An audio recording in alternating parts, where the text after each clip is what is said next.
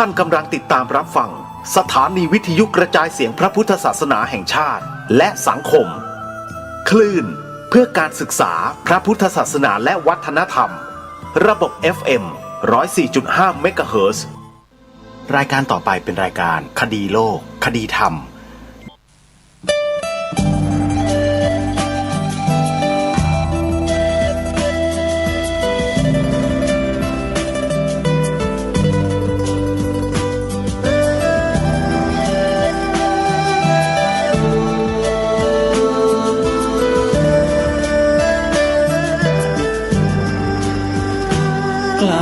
คิด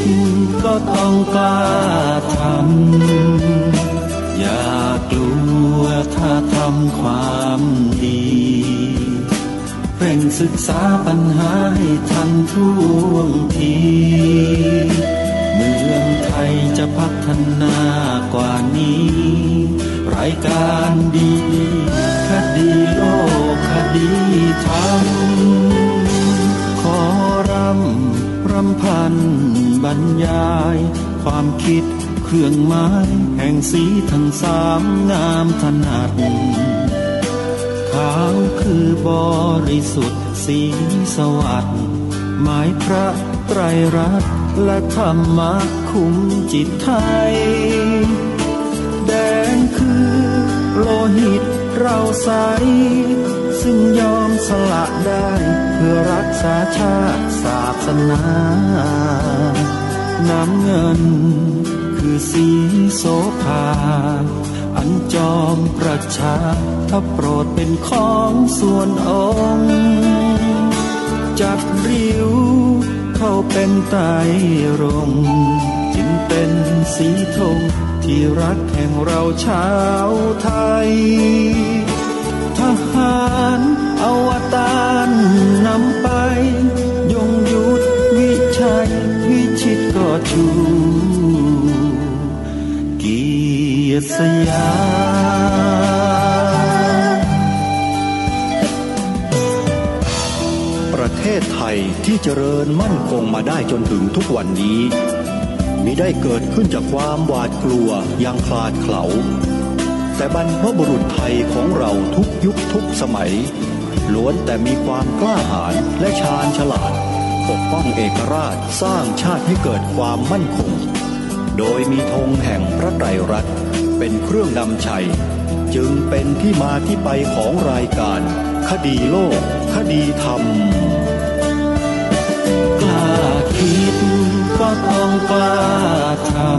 ำอย่ากลัวถ้าทำความดีเร่งศึกษาปัญหาให้ทันท่วงทีเมืองไทยจะพัฒนากว่านี้รายการดีคดีโลกคดีธรรมรายการดีคดีโลกคดีธรรม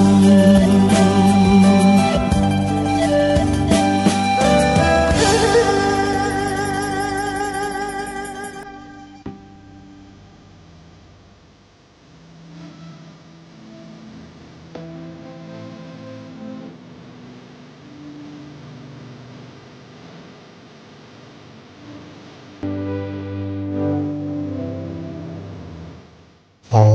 กราบถวายความนอบน้อมแด่พระรัตนตรัยถวายความเคารพพระมหาเถระพระเถรานุเถระทุกท่านขอความสุขความเจริญในธรรมจงบังเกิดมีแด่ท่านสาธุชนที่กำลังติดตามรับฟังรายการจากสถานีวิทยุแห่งนี้ทุกท่าน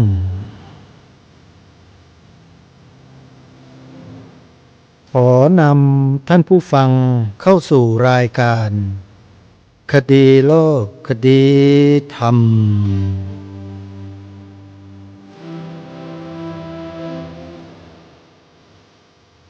พบกันวันนี้วันแรม9 ค่ำเดือน12วันนี้ตรงกับวันศุกร์ที่14พฤศจิกายนพระพุทธศักราช2566 รายการคดีโลกคดีธรรมมาพบกับสาธุชนเป็นประจำทุกวันจันทร์ถึงวันศุกร์และวันเสาร์อาทิตย์ทางสถานีวิทยุแห่งนี้เพื่อมาปรารภเรื่องราวเนื้อหาสาระต่างๆที่จะทำให้พวกเราคนไทยด้วยกันนั้นรู้รักสามัคคีแล้วทำหน้าที่ของความเป็นคนไทยของเราให้ถูกต้องเน้นความถูกต้องความถูกต้องในที่นี้ก็คือถูกต้องตรงตามจารีตประเพณีวัฒนธรรมวิถีชีวิตของความเป็นคนไทยของเราความถูกต้องดังกล่าวนั้นเราสามารถศึกษาเรียนรู้ได้ในวิชาประวัติศาสตร์ชาติไทยวิชาวัฒนธรรมไทยวิชาศิลปะของไทยแล้วศึกษาดูได้ทั้งนั้นเลยเพราะมีบ่อเกิดมาจากแหล่งเดียวกันสิ่งที่ทำให้ศิลปะวัฒนธรรมจารีตประเพณีของไทยไม่เหมือนใครๆในโลกมีความอ่อนช้อยมีความงดงามเพราะอะไรเพราะจิตใจข้างในงามจิตใจที่งามมาจากอะไรอันเนี้ยสำคัญงามมาจากคำสอนของศาสนาชาติ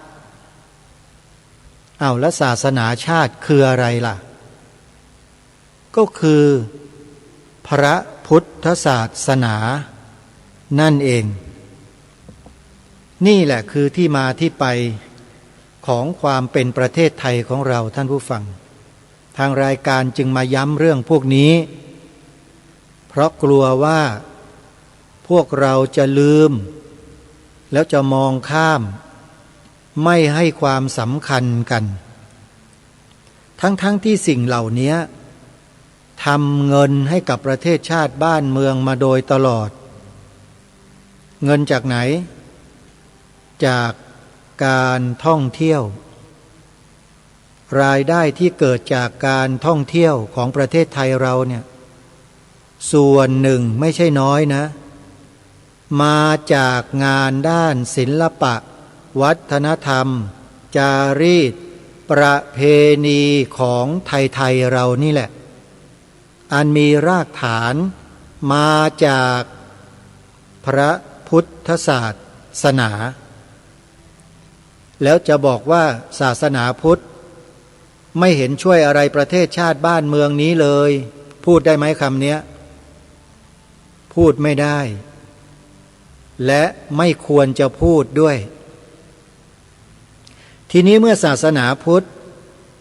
สามารถสร้างรายได้ให้กับประเทศจนมหาศาลมากมายได้เนี่ยเราควรจะส่งเสริมพระพุทธศาสนาสนับสนุนพระพุทธศาสนาปกป้องคุ้มครองพระพุทธศาสนากันไหมควรไหมก็เพราะเป็นศาสนาที่ทำเงินให้กับประเทศได้เราควรส่งเสริมควรปกป้องคุ้มครองไหมควรแล้วจะทำยังไงทำยังไงจึงจะชื่อว่าอุปถัมภ์สนับสนุนส่งเสริมปกป้องคุ้มครองทำยังไงออกกฎหมายมาบังคับสร้างกฎระเบียบใหม่ๆขึ้นมาบังคับอย่างนั้นหรือไม่ใช่ทำอย่างนั้นไม่ชื่อว่าเป็นการส่งเสริมแต่อาจจะเป็นการกระทำที่ตรงกันข้ามก็ได้แทนที่จะเป็นประโยชน์อาจจะเป็นโทษในระยะยาวก็ได้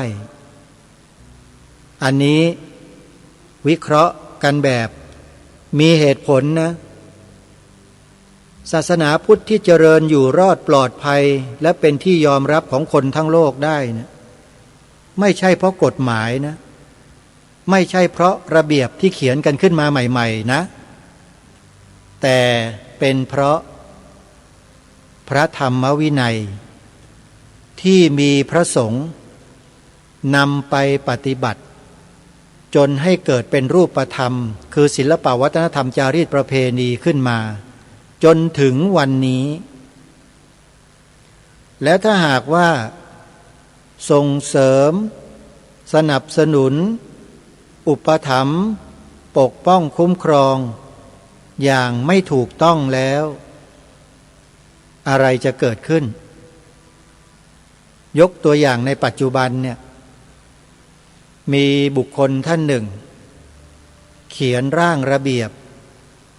ในการปกป้องคุ้มครองพระพุทธศาสนาขึ้นมาชุดหนึ่งเสร็จแล้วก็มอบหมายให้เจ้าหน้าที่ของรัฐเป็นผู้ดำเนินการอย่างนั้นอย่างนี้มีการเปิดสาย call center ให้ใครก็ได้โทรเข้าไปแจ้งบอกถึงพฤติกรรมที่ไม่เหมาะสมของพระสงฆ์ทั่วราชอาณาจักรทีนี้เมื่อเปิดโอกาสหรือเปิดช่องให้ทำอย่างนี้แล้วเนี่ยอะไรจะเกิดขึ้นสาธุชนคิดว่าอะไรจะเกิดขึ้นที่ผ่านมาเราก็พอจะมองเห็นภาพแล้วบ้างเหมือนกันว่าอะไรเกิดขึ้นกับพระสงฆ์ในประเทศไทยของเราแค่ออกระเบียบหรือคำสั่งหรืออะไรไม่รู้แหละที่ผ่านมาเมื่อเร็วๆเนี้ยออกมาแค่ครั้งเดียวเท่านั้นแหละสั่นสะเทือนไปทั้งบ้านทั้งเมืองเลยวัดวาอารามต่างๆถึงขนาดพระสงฆ์ผูกคอตายกันเลยโยมคิดดูเห็นพิษภัยของมันหรือยังญาติโยมอะไรก็ตามที่ไม่ใช่พระธรรมวินัยนะโยมฟังไว้นะอะไรก็ตามที่ไม่ใช่พระธรรมวินัยแล้วนำมาบังคับใช้พระสงฆ์ในประเทศนี้นะบอกได้เลยว่าอันตรายขอบอกได้เลยว่าอันตรายไม่ปลอดภัยแน่นอนไม่เชื่อคอยดูต่อไปดูไปเรื่อยๆดูไปอย่าได้หยุดดูสังเกตติดตามสถานการณ์ไปเรื่อยๆหลังจากที่เอกสารชุดนี้ออกมาแล้วบังคับใช้แล้วเนี่ยอะไรจะเกิดขึ้นและเกิดขึ้นอย่างไรแล้วมันจะเป็นไปยังไงคอยติดตามดูนะนี่ก็เป็นสิ่งที่บอกกับพวกเราทุกท่านทุกคนว่าพระพุทธศาสนานั้นทำแต่คุณประโยชน์ให้แก่ประเทศชาติบ้านเมืองสร้างรายได้ให้กับประเทศชาติบ้านเมืองมากมายมหาศาลมากจริงๆเดี๋ยวจะมีคลิปของบุคคลผู้อธิบายเรื่องนี้เอาไว้น่าสนใจมากนำมาเปิดให้เราได้มองเห็นภาพให้ชัดเจนเลยว่าพระพุทธศาสนาพระเจ้าพระสงฆ์วัดวาอารามในประเทศไทยเราเนี่ยก่อให้เกิดรายได้มวลรวมของประเทศจำนวนมากมายขนาดไหนและเป็นไปได้ยังไงมีคนเขาทำวิจัยขึ้นมาแล้วก็รวบรวมมาเผยแพร่แล้วเดี๋ยวจะนำมาให้พวกเราดูกันเพราะฉะนั้น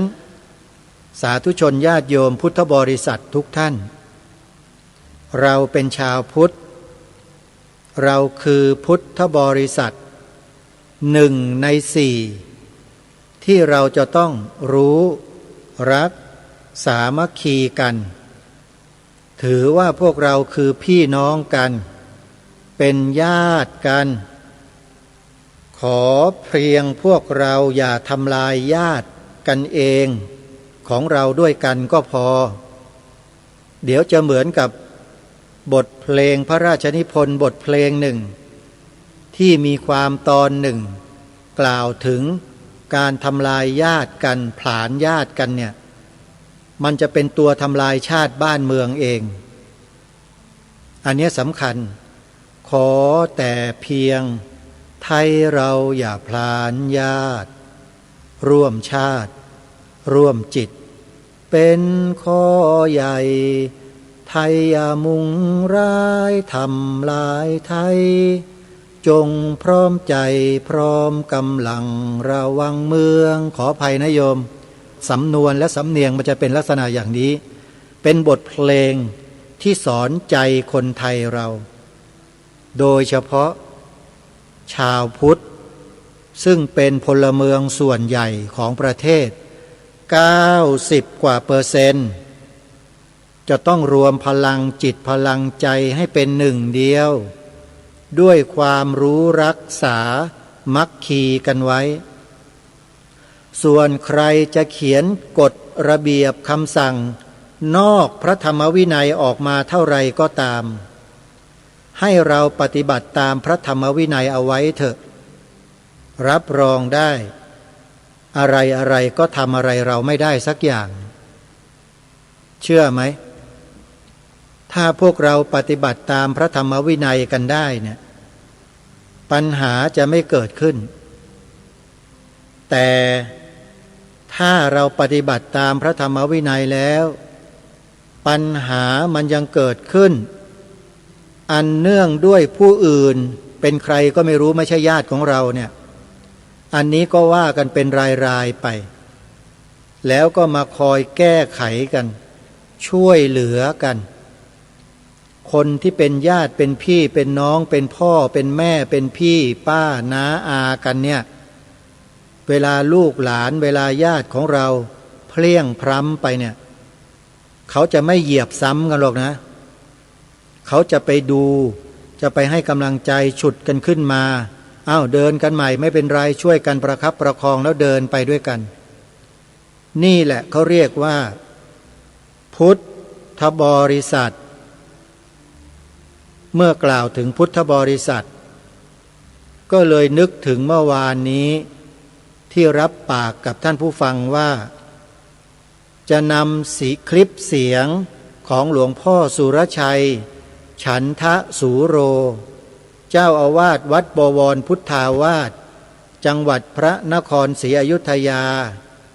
ที่ท่านตอบคำถามในรายการวิทยุของท่านมาออกอากาศเปิดให้ท่านผู้ฟังได้ฟังกันก็พอดีพูดถึงเรื่องพุทธบริษัทพอดีเลยว่าควรจะตั้งตนกันไว้อย่างไรในหมู่พุทธบริษัทด้วยกันเนี่ยจึงนำคลิปเสียงของหลวงพ่อสุรชัยที่พูดถึงพุทธบริษัท4ใครมีหน้าที่ใด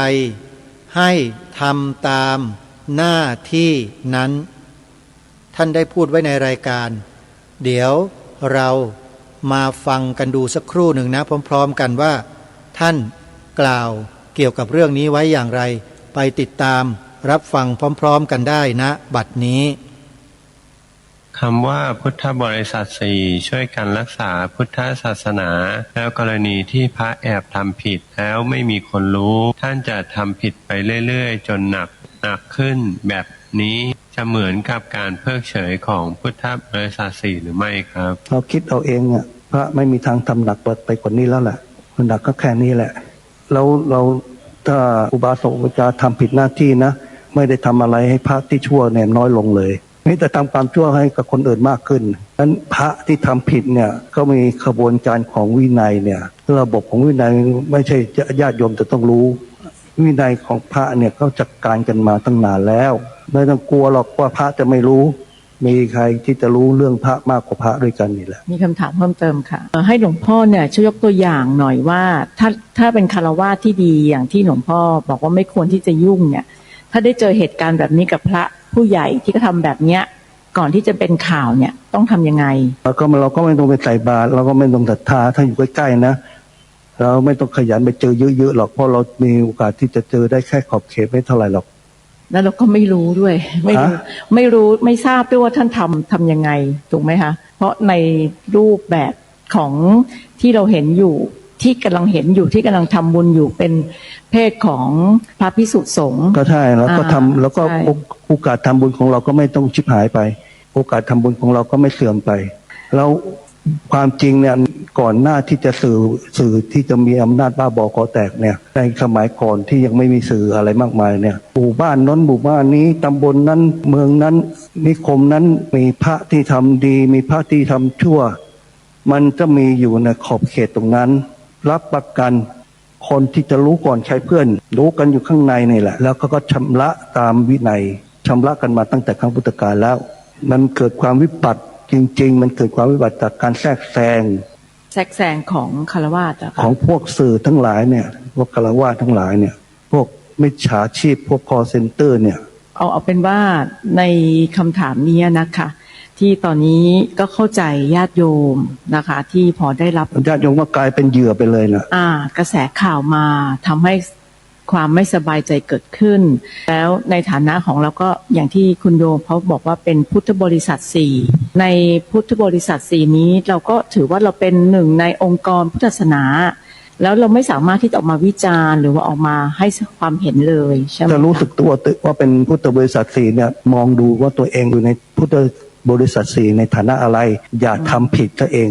ทำผิดฐานะเป็นอุบาสกอุบาสิกาให้มีหน้าที่อะไรกับกรณีใดกับเรื่องใดวันนี้ทำผิดเรื่องทำเห็นว่าคนนั้นผิดก็เลยต้องทำความผิดทำความชั่วเลวร้ายใหญ่เช่นคือห้ามเสพข่าวนี้ไม่ต้องไปรับรู้เรื่องข่าวที่กำลังมีกระแสอยู่นี้อย่างเงี้ยหรอคะหรือยังไงคะถ้าเราจะต้องการเสพของเน่านะมันเรารับรองว่าของเราต้องเสียแล้วการเสพของเน่าเนี่ยรับรองปัญญาเราต้องเสียก็มันของมันก็เห็นอยู่มันของเน่าก็ไม่ควรที่จะต้องไปเสพข่าวที่เป็นอกุศลเราจะบริโภคก็ชิบหายตัวเองแหละเพื่อความเสื่อมแรงๆของตัวเองเลยความเสื่อมจากศรัทธาแล้วมันก็ขยายให้กับคนอื่นเป็นเชื้อโรคขยายให้คนอื่นความเสื่อมศรัทธาของเราที่เวลาเราทำบุญแล้วสงสัยใช่ไหมคะมันเป็นความเสื่อมอย่างแรงมันเป็นของเสียแท้ๆมันเป็นของเสียแท้ๆเลยพุทธเจ้าไม่เป็นพ่อนะพ่อก็รู้ว่าเมื่อเกิดอย่างเนี้ยต้องจัดการโดยไม่ปล่อยให้คนอื่นมาบริโภคไปด้วยหรอกสาธุชนญาติโยมทุกท่าน นี่คือคำอธิบายของหลวงพ่อสุรชัย ฉันทะสูโร เจ้าอาวาสวัดบวรพุทธาวาสจังหวัดพระนครศรีอยุธยาตอบคำถามญาติโยมในรายการของท่านชื่อรายการว่าสงสัยมาถามพระออกอากาศเกือบทุกวันญาติโยมติดตามรับฟังได้ทางแอปพลิเคชันวิทยุพุทธศาสนาทั่วไทยที่ทางรายการแนะนำทุกวันให้ญาติโยมดาวน์โหลดนี่แหละสถานีวิทยุเสียงธรรมพุทธบวรอยู่ในแอปพลิเคชันนี้เลยของหลวงพ่อท่านนี่แหละเป็นอย่างไรบ้างท่านผู้ฟังพระที่ท่านปฏิบัติดีปฏิบัติชอบและมีสติปัญญามีความรู้ตอบปัญหาในลักษณะเช่นนี้แล้วเข้าใจไหมโยมหน้าที่ของพุทธบริษัทใครมีหน้าที่อะไรก็ทำของตนเองไปอย่าทำเกินหน้าที่หลวงพ่อท่านพูดชัดว่าสื่อคฤหัสถ์นั่นน่ะที่นำเสนอข่าวไม่ดีของพระตีไข่ใส่สีใส่อารมณ์ชักชวนชี้นำให้คนเกลียดขี้หน้าพระกันทั้งบ้านทั้งเมืองเสพของเน่าของเหม็นหลวงพ่อท่านพูดเมื่อกี้เนี่ยเห็นไหมทางรายการนี่พูดมานานแล้ว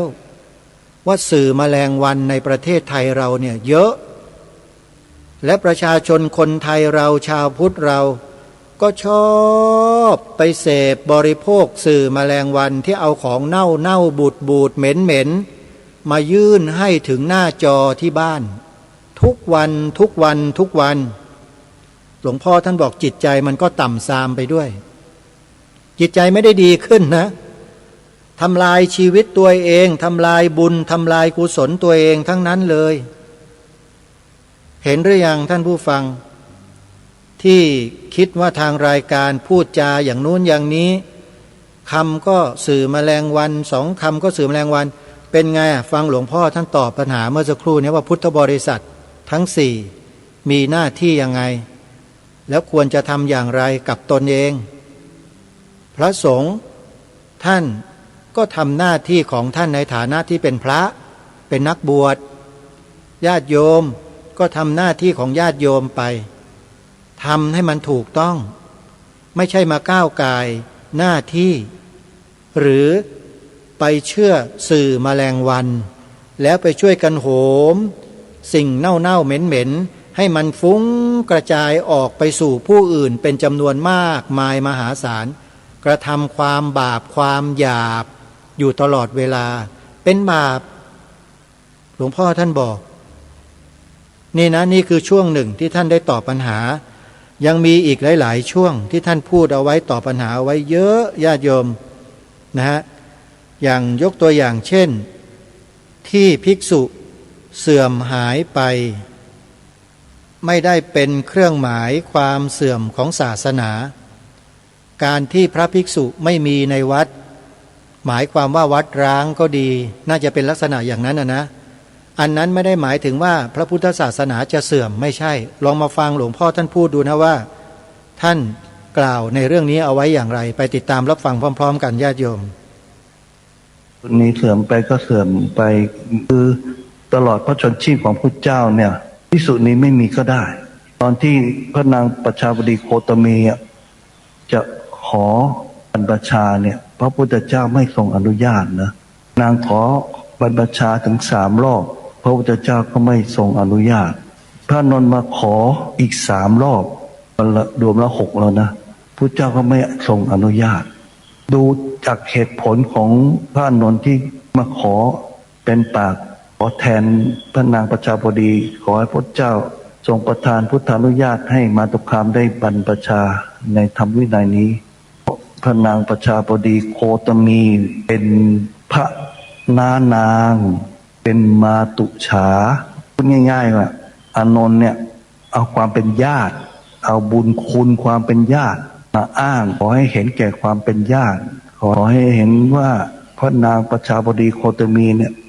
เป็นผู้มีบุญคุณเพราะว่าตลอดที่พระองค์ยังเป็นราชกุมารเนี่ยนางประชาบดีโคตมีเนี่ยมีความรักสิเนหาแล้วก็เลี้ยงดูด้วยน้ำนมของอกจากอกของตนเองคือมเหสีนะปกติเนี่ยเขาจะไม่เลี้ยงลูกด้วยนมของตัวเองเขาจะให้แม่นมก็จะให้หญิงคนอื่นเนี่ยเป็นคนเลี้ยงด้วยนมเขากลัวเสียทรงแต่พระนางประชาบดีโคตมีเนี่ยมีความสิเนหาโอรสของพระนางเนี่ยพระนางกลับไม่เลี้ยงด้วยนมนะแต่เจ้าชายสิทธัตถะพระนางกลับเอามาเลี้ยงด้วยนมของตนเองเป็นมาตุฉาเป็นแม่เลี้ยงแล้วก็เป็นพระนางเป็นน้องสาวแม่เป็นแม่นมด้วยมีความรักเสน่หามีทนุถนอมด้วยความรักด้วยประการต่างๆเห็นแก่ความดีเห็นแก่พระคุณของพระนางประชาบดีโคตมีขอให้พระองค์ทรงพุทธานุญาตให้มาตุคามบรรพชาในพระธรรมวินัยนี้เถิดพระเจ้ารับสั่งว่าอานนท์อย่าเลยอานนท์ตัดง่ายๆเลยนะอย่าเลยอานนท์เธออย่าได้ยินดีให้มาตุคามเข้าสู่ธรรมวินัยนี้เลยพระอานนท์ก็เปลี่ยนเหตุผลนะอ้างเหตุผลอื่นอ้างศรัทธาว่าพระนางประชาบดีโคตมีเนี่ยศรัทธาถวายทานศรัทธาฟังธรรมแล้วบรรลุเป็นโสดาด้วยศรัทธามากอย่างมากเป็นผู้มีคุณทางธรรมด้วยศรัทธามากด้วยเห็นแก่ญาติด้วยเห็นแก่ผู้มีธรรมด้วยเห็นแก่ผู้ที่มีศรัทธาด้วยขอให้พระองค์ทรงประทานพุทธานุญาตให้มาตุคามบรรพชาในธรรมวินัยนี้เถิดพระเจ้ายังตัดเหมือนเดิมอานนท์อย่าเลยอย่าได้ยินดีให้มาตุคามเข้าสู่ธรรมวินัยนี้เลยพระนนท์อ้างเหตุผลประการที่ว่าพระนางเนี่ย นลำบากโกนศีรษะแล้วนุ่งผ้ากาสายะแล้วถอดฉลองพระบาทแล้วตามเสด็จเนื้อตัวมอมแมมมีอสุชนน้ำตานองหน้าเปื้อนปดด้วยธุลีมีมลทินอยู่มีลักษณะทุกข์ตมมากพระองค์ทรงประทานพุทธานุญาตให้มาตุคามเข้าสู่ธรรมวินัยเจ้าก็ทรงตรัสอานนท์เลยอานนท์คืออย่าได้ยินดีให้มาตุคามเข้าสู่ธรรมวินัยเลยทรงตัด5 ถึง 3 ครั้งเมื่อก่อนหน้าเนี่ยพระนางประชาบดีขอแล้ว3 ครั้งแล้วก็พระอานนท์มาขอแทน3 ครั้งทรงตัด5 ถึง 6 ครั้งแล้วนะและทรงประทานอนุญาตให้เพราะเหตุผลว่าพระพุทธเจ้าเนี่ยเป็นธรรมราชาและเคารพธรรมสูงสุดพระอานนท์รู้เหตุผลนี้ว่าพระพุทธเจ้าเนี่ยเคารพธรรมสูงสุดในเมื่ออ้างเหตุผลอื่นเนี่ยให้เห็นแก่ความเป็นญาติให้เห็นแก่ความดีให้เห็นแก่คุณสมบัติส่วนตัวไม่ได้ทีนี้พระอานนท์ก็ไม่เอาเหตุผลส่วนตัวไม่เอาเหตุผลของญาติละแต่เอาเหตุผลของธรรมเพราะพระพุทธเจ้าทุกพระองค์เนี่ยเคารพธรรมพระอานนท์ก็พระเจ้าข้าถ้าแม้ว่ามาตุคามจะเข้าสู่ธรรมวินัยนี้อาจหรือที่จะทำให้แจ้งในโสดาสกิทาคาอนาคาอรหันต์เป็นคำถามละถามว่าถ้ามาตุคามเข้าสู่ธรรมวินัยนี้อาจหรือที่จะทำให้แจ้งโสดาสกิทาคาอนาคาอรหันต์ส่งคำถามให้ก่อนพุทธเจ้าก็ตอบอานนท์แม้ว่ามาตุคามเข้าสู่ธรรมวินัยนี้แล้วอาจที่จะทำให้แจ้งในโสดาสกิทาคาอนาคาอรหันต์พุทธเจ้าตอบอย่างนี้พระอานนท์ก็พระเจ้าข้าเพราะเหตุนี้แหละขอพระองค์ทรงประทานพุทธานุญาตให้มาตุคามเข้าสู่ธรรมวินัยนี้พระเจ้ายอมรับเลยว่าถ้าอ้างเหตุแห่งพระธรรมเนี่ยพระเจ้าก็เอื้อเฟื้อ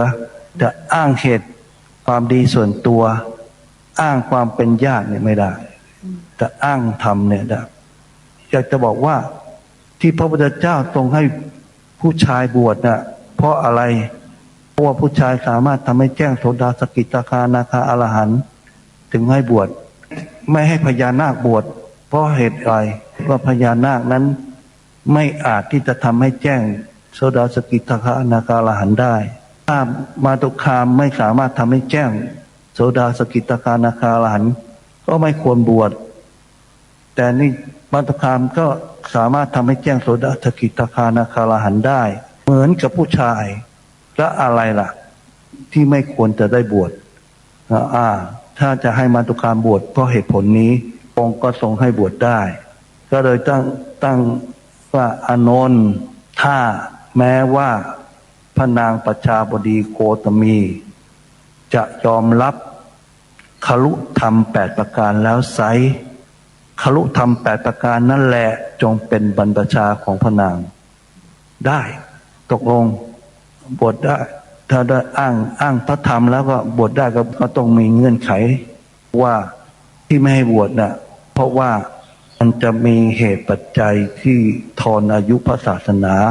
จะทำให้อายุพระศาสนาสั้นในเมื่อพระอานนท์อ้างพระธรรมแล้วเนี่ยพระเจ้าก็อนุญาตให้บวชได้โดยมีเงื่อนไขว่าต้องรับคลุธรรม8 ประการคลุธรรม8 ประการนี้จะเป็นเครื่องยืดอายุพระศาสนาให้พระศาสนาอยู่เท่าเดิมอันนี้ก็เป็นหลักๆนะแม้ภิกษุณีเนี่ยพุทธเจ้าก็ยังไม่ฝากพระธรรมวินัยไว้ให้นะสาธุชนผู้ฟังทุกท่านนี่ก็เป็นอีกคำถามหนึ่งที่ญาติโยมต้องการจะทราบเกี่ยวกับการบวชภิกษุณีพระนานางพระมหาประชาบดีเสด็จเดินตามพระพุทธองค์ไปจนกระทั่งถึงที่พระองค์เสด็จประทับแล้วก็ทูลขอบรรพชาอุปสมบทเป็นภิกษุณีเหมือนกับพระภิกษุ พระพุทธเจ้าตรัสห้ามถึง3 ครั้งเสร็จแล้วพระอานนท์ขออีก3 ครั้งพระพุทธองค์ก็ทรงห้ามอีกทั้ง3 ครั้งเหมือนกันรวมเป็น6 ครั้งโยมไม่เคยสงสัยบ้างหรือว่าทำไมพระสัมมาสัมพุทธเจ้าจึงตรัสห้ามนักห้ามหนาเพื่อไม่ให้สตรีบวชเป็นพระเมื่อกี้หลวงพ่อท่านสรุปสั้นๆเพราะถ้าให้ผู้หญิงเข้ามาอยู่ในพระธรรมวินัยเนี่ยจะบั่นทอนอายุของพระศาสนาให้สั้นลงนี่คือสิ่งที่จะทำให้พระศาสนามีอายุสั้นลงในปัจจุบันนี้มีการเรียกร้องสิทธิตามกฎหมายรัฐธรรมนูญเพื่อขอการยอมรับภิกษุณีในประเทศไทยท่านผู้ฟังทุกท่านปรากฏว่า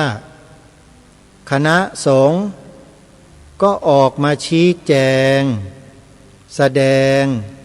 หลักการและเหตุผลให้ทราบว่ามีในประเทศไทยไม่ได้เหตุผลก็คือองค์ประกอบที่จะทำให้มีภิกษุณีเนี่ย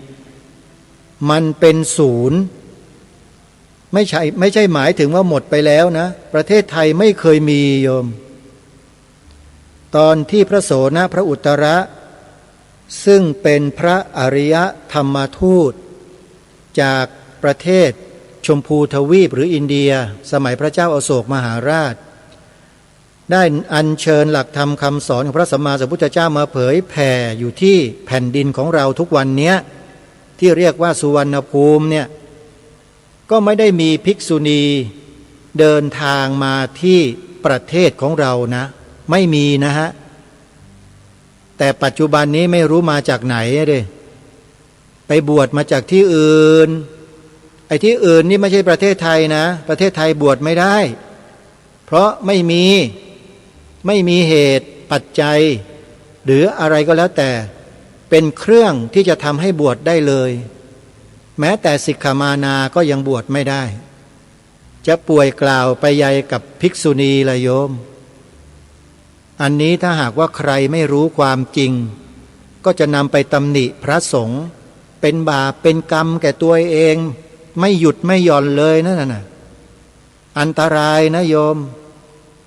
นะอันตรายนะเรื่องนี้เพราะฉะนั้นภิกษุณีที่เราเห็นอยู่ในประเทศไทยทุกวันนี้เขาไปบวชมาจากต่างประเทศทั้งนั้นไม่ได้บวชในประเทศไทยเพราะธรรมวินัย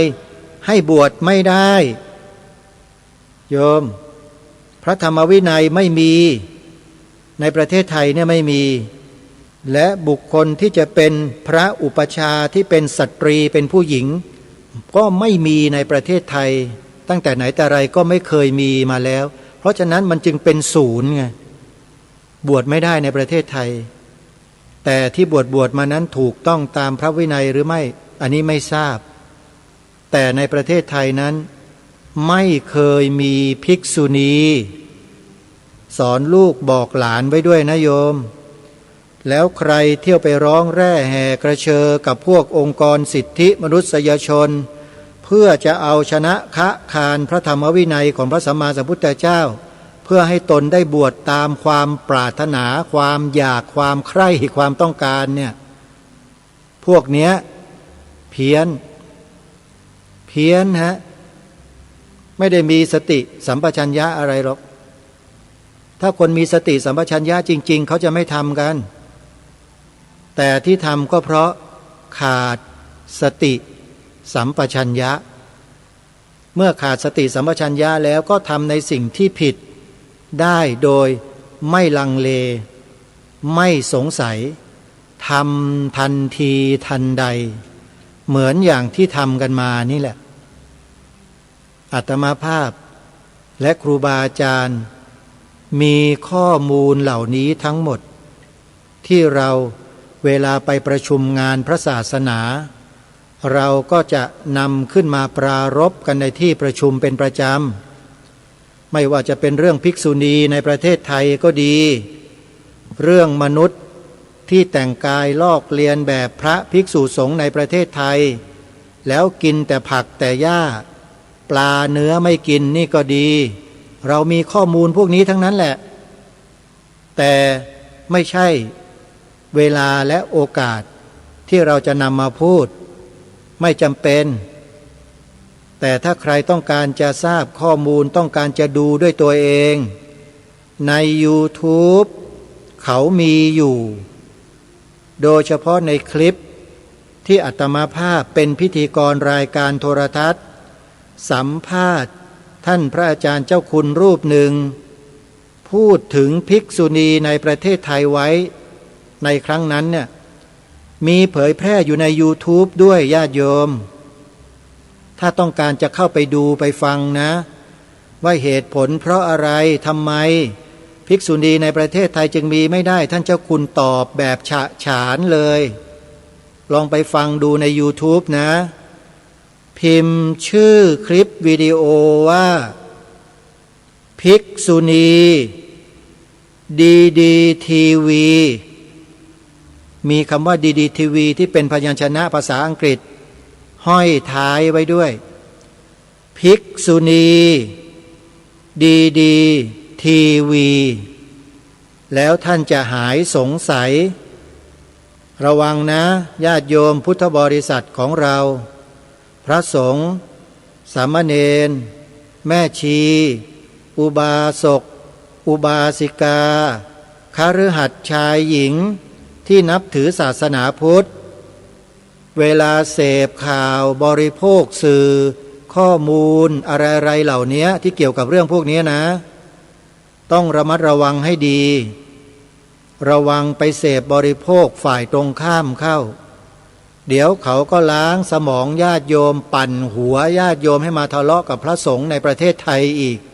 เรื่องภิกษุณีเนี่ยเขาปั่นหัวญาติโยมกันมาหลายครั้งแล้วนะอันนี้ต้องพูดให้เสียงดังๆหน่อย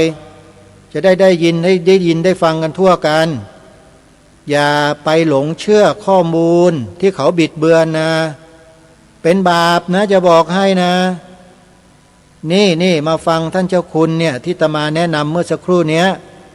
ใน YouTube พิมพ์หาในชื่อ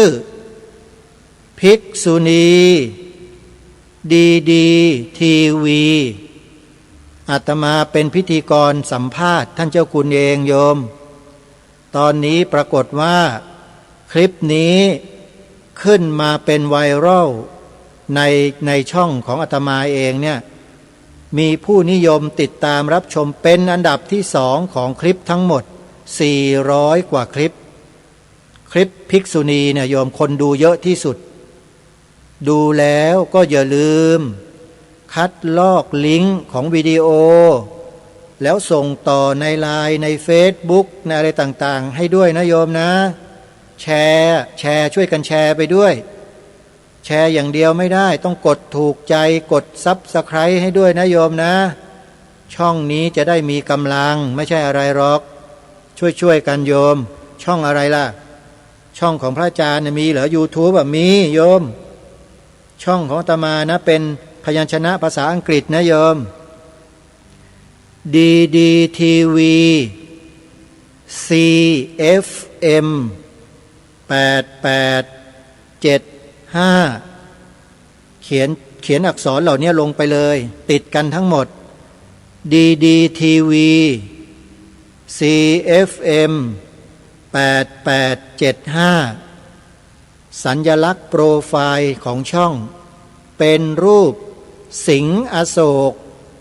ตัวเดียวนะคือสิงห์ยืนบนเสาเรียกว่าสิงห์อโศกตัวเดียว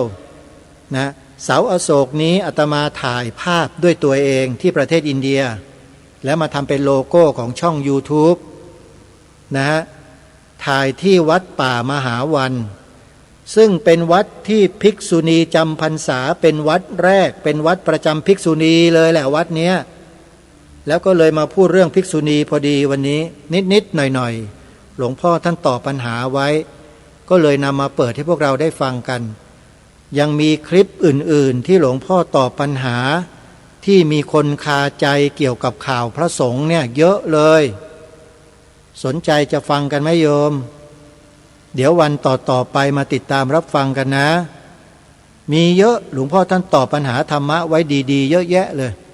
หลวงพ่อท่านชื่อว่าพระอาจารย์สุรชัยฉันทะสูโรวัดบวรพุทธาวาสจังหวัดพระนครศรีอยุธยาท่านไม่ได้อยู่อำเภอเมืองนะอยู่อำเภออะไรสักแห่งหนึ่งนี่แหละวัดบวรพุทธาวาสอยุธยาโยมลองเข้าไปหาใน Google ดูแล้วกันพิมพ์คำว่าวัดบวรพุทธาวาสก็จะเจอท่านจะเจอช่องของท่านจะเจอเว็บไซต์จะเจอชื่อของท่านโยมก็เข้าไปดูรายละเอียดกันได้เลยนะเดี๋ยววันพรุ่งนี้จะมีคลิปของหลวงพ่อเนี่ยมาเปิดให้เราฟังกันอีกหลายคลิปเลยคอยติดตามรับฟังกันในวันพรุ่งนี้นะโยมนะส่วนวันนี้เวลาก็ไล่หลังมาแล้วเหลือไม่กี่นาทีข้างหน้าแจ้งประกาศข่าวงานบุญกันนิดหนึ่งญาติโยมในเดือนธันวาคมนี้วัดศรีอุดมวงศ์จัดงานปริวาสกรรมบวชเนกขมะปฏิบัติธรรมระหว่างวันที่1 ถึง 10 ธันวาคมและมีกิจกรรมพิเศษในวันที่4ช่วงกลางคืนตลอดคืนจนถึงเช้าวันที่5 ธันวาคมมีการแสดงธรรมและฟังธรรมสอดแจ้งมีการเสวนาในหัวข้อที่น่าสนใจและรุ่งเช้าวันที่5 ธันวาคมร่วมทำบุญใส่บาตรพระสงฆ์สามเณรกันอุทิศพระราชกุศลถวายแด่องค์บูรพมหากษัตริย์จากนั้นวันที่13 14 ธันวาคมงานปฏิบัติธรรมบูชาองค์พระธาตุพนมเดือนมกราคมปีหน้าพระพุทธศักราช